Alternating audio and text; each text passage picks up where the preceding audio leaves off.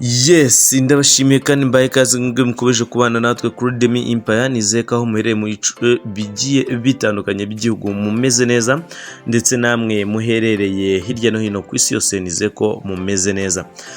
Ngira ngo icyo nagusaba no gukora subscribe kugiye turushaho kubana mu makuru agiye atandukanye tuba twabateguriye hirya no hino mu gihugu ndetse no hirya no hino ku isi yose muri rusange. None kuwa mbere tariki ya 10 Gashyantare 2025 inama ya minisitiri yateraniye muri village Urugwiro iyobowe na nyakubahwa wa perezida wa Repubulika y'u Rwanda Paul Kagame.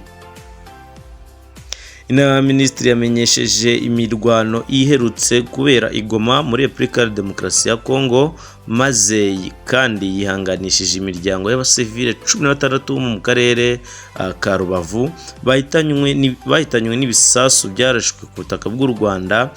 Inama ya minisitiri kandi yagejejweho kandi ibijyanye n'ubufasha bwatanzwe na guverinoma y'u Rwanda ku matsinda amwe n'amwe atandukanye y'abantu bahunze barimo n'abakozi b'umuryango w'abibumbye UN bavaga igoma bakerekeza bakifuza kunyura mu gihugu cy'u Rwanda.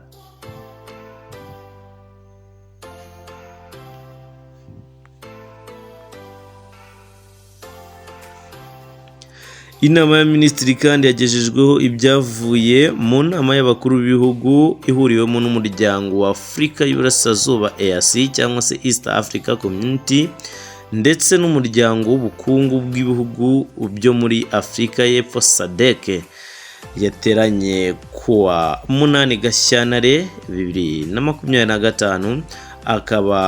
Iyi nama ikaba kandi yarongeye gutanga umurongo w'igisubizo kirambye cya politike mu gukemura ibibazo by'amakimbirane mu burasirazuba bwa Repubulika ya Demokarasi ya Kongo.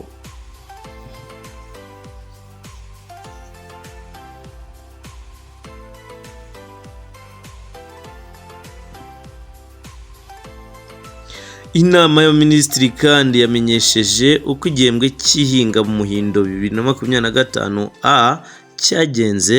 Iki gihembwe cyaranzwe n'umusaruro uri ku kigero cyo hejuru kandi ikigero cyiza biturutse ku bwitabire bushimishije bw'abahinzi n'ingamba guverinoma yafashe zo kongera umusaruro, guhinga ibihingwa byihanganira imihindagurikire y'ikirere hamwe n'uburyo bunoze bwo gusarura no guhunika imyaka.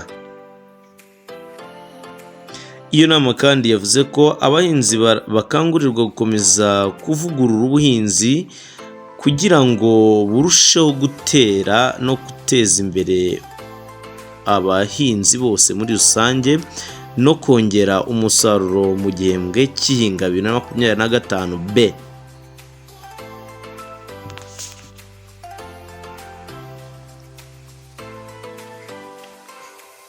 Inama ya minisitiri yemeje imishinga y'amategeko n'amateka harimo ayerekeye imisoro n'amahoro mu rwego rwo kongera ubushobozi igihugu bwo gushyira mu bikorwa gahunda y'igihugu yo kwihutisha iterambere NST2.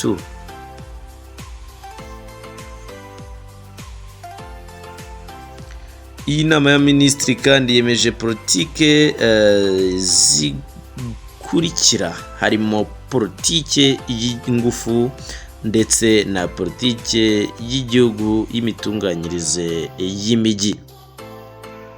Ibi byakorewe i Kigali kuwa 10 Gashyantare 2025.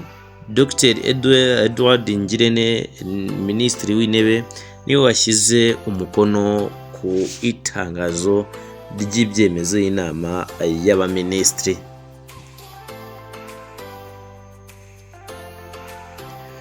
Ngira ngo rero nk'uko mwabyumvise ni inama yagarutse ku bintu byinshi bigiye bitandukanye by'umwihariko ku makimbirane agize mu by'ukuri yabaye ndetse n'intambara yabaye mu burasirazuba bwa Repubulika ya Demokarasi ya Kongo, bikaza kugira ingaruka ku gihugu cy'u Rwanda ku bw'ibisasu byoherejwe mu gihugu ariko mu by'ukuri leta y'u Rwanda igakora uko ishoboye kugira ngo igabanye ibyo bisasu ndetse ikanaba hafi bamwe mu bari bagizweho ingaruka n'ibyo bisasu.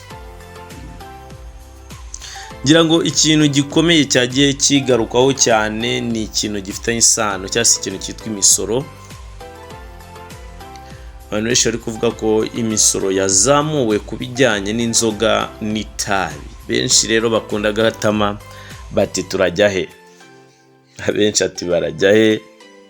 Abakunzi bagatama. Nibyo ngibyo rero byagiye bigarukwaho mu nama ya minisitiri bashyizweho iteka rya politiki ishinzwe imibereho cyangwa se imicungire y'imijyi ndetse na politiki y'ingufu. Ngira ngo by'umwihariko rero ku bijyanye no kongera umusoro by'umwihariko ku nzoga ni ikibazo mu by'ukuri ku bakunzi bagatama aho bagiye guhendwa cyane n'inzoga.